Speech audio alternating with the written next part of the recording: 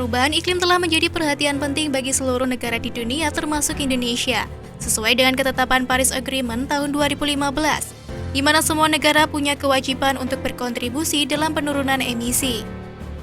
Hal ini termasuk melaksanakan mengkomunikasikan upaya ambisius mitigasi dan adaptasi yang ditetapkan secara nasional, atau dikenal sebagai National Determined Contribution atau NDC. Menteri Parekraf Sandiaga Uno mengatakan bahwa dari data Nature Climate Change tahun 2018, pariwisata dunia saat ini menyumbang 8% dari emisi global, di mana 49%-nya berasal dari jasa transportasi. Sebagai upaya menekan emisi karbon dan mewujudkan pariwisata yang berkualitas dan berkelanjutan, pada bulan Juli lalu, Menparekraf baru saja meluncurkan program Towards Climate Positive Tourism Through Decarbonization and Ecotourism di pelataran Menjangan Taman Nasional Bali Barat.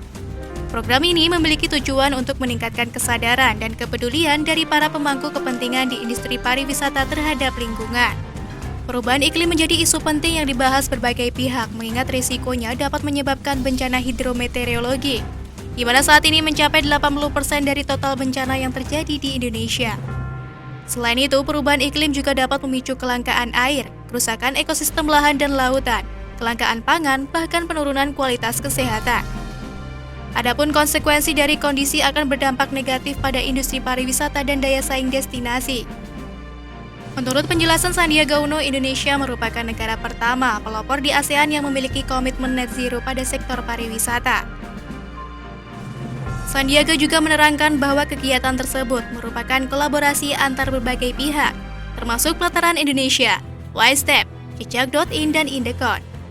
Juga melibatkan kementerian seperti Kementerian Keuangan, Kementerian Koordinator Bidang Kemaritiman dan Investasi, Kementerian Lingkungan Hidup dan Kehutanan, Kementerian Kelautan dan Perikanan, Kementerian Perencanaan Pembangunan Nasional, Kementerian Dalam Negeri dan Otoritas Jasa Keuangan. Program Carbon Footprint atau jejak karbon ini juga melibatkan pemerintah daerah dan 5 destinasi yang menjadi pilot project.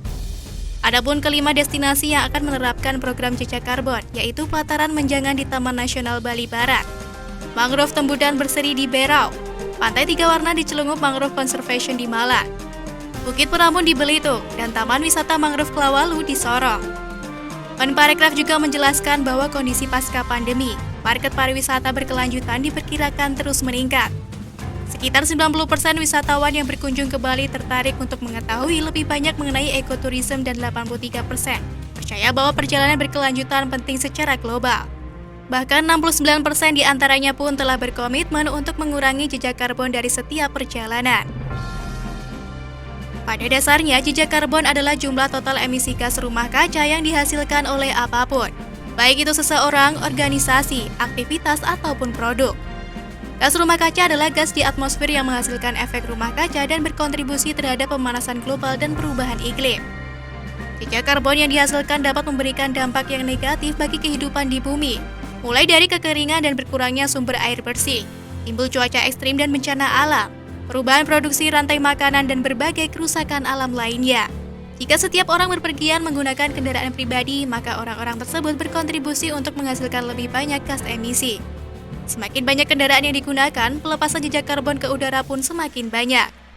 Jejak karbon juga dihasilkan oleh aktivitas lain seperti penggunaan energi listrik dan air untuk kehidupan sehari-hari. Selanjutnya adalah konsumsi makanan mulai dari bahan baku, proses produksi, hingga proses distribusi semuanya meninggalkan jejak karbon. Untuk itu, Carbon Offset Calculator pun diperlukan guna menghitung seberapa besar emisi karbon yang dihasilkan dari aktivitas perjalanan wisata. Seperti yang dikatakan Menparekraf, perhitungan jejak karbon tersebut nantinya dikonversi menjadi nilai uang. Selanjutnya disalurkan untuk mendukung program positif seperti penanaman pohon, renewable energy, hingga pengembangan ekowisata.